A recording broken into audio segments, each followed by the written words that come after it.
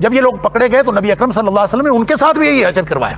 آپ نے ان کی آنکھوں میں سلائیاں بھی بھروائیں، ان کے ہاتھ پاؤں بھی کاٹے گئے اور ان کو پھر ہررا میں پھینک دیا گیا بستی سے باہر، اور وہ تڑپ تڑپ کے مر گئے. اب جہاں تک بچوں کے ساتھ جنسی زیادتی کا تعلق ہے، اس کے لیے شریعت نے کوئی زنا کی حد نہیں مقرر کی، بلکہ یہ اس گریو کرائم کے اندر آئے گا جس کا تعلق سورہ مائدہ کی آیت نمبر 33 کے ساتھ، جس میں کہا گیا کہ انما جزاء الذین یحاربون اللہ ورسولہ، جو اللہ اور اس کے رسول صلی اللہ علیہ وسلم کے خلاف جنگ کرتے ہیں اور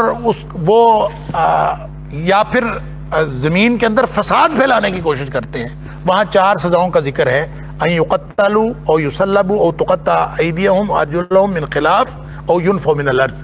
یا تو ان کو قتل کر دیا جائے، وہاں پہ قتل جو ہے ان یقتلوا نہیں ہے، الفاظ ہیں ان یقتلوا. یقتلوا کا مطلب ہے ٹکڑے ٹکڑے کر کے ان کو قتل کر دیا جائے بتدریج. یا پھر ہے یصلبوا، ساتھ سلیب پہ چڑھا دیا جائے، سولی چڑھا دیا جائے.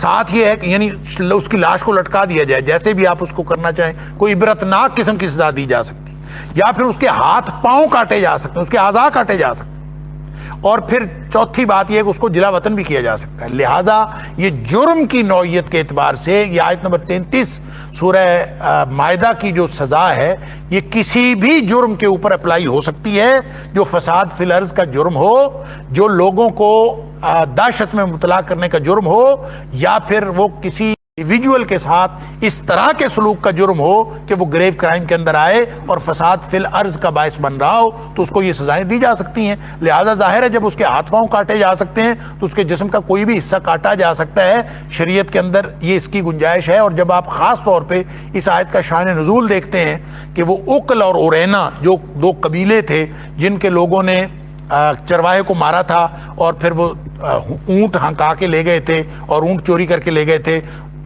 چرواہے کو جب انہوں نے قتل کیا تھا تو اذیتیں دے کے قتل کیا تھا. جب اذیتیں دے کے قتل کیا، اس کی آنکھوں میں سلائیاں بھی پھیریں اور اس کے ہاتھ پاؤں بھی کاٹے. وہ بیچارہ اکیلا تھا، اس کو انہوں نے قتل اس طرح سے کر دیا.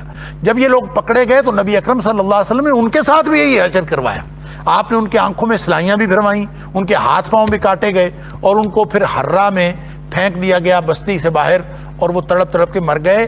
تو اس طرح کے گریو کرائم میں کوئی بھی اس طرح کی سزا دی جا سکتی ہے جس کی گنجائش سورہ مائدہ کی آیت نمبر 33 کے اندر موجود ہے. لہٰذا یہ اس طرح کا اگر کوئی قانون پاس کیا ہے تو میرا خیال ہے جرائم کو روکنے کے لیے اس طرح کی گھناؤنی سزائیں جس کا شریعت کے اندر ثبوت موجود ہے وہ دی جانی چاہیے.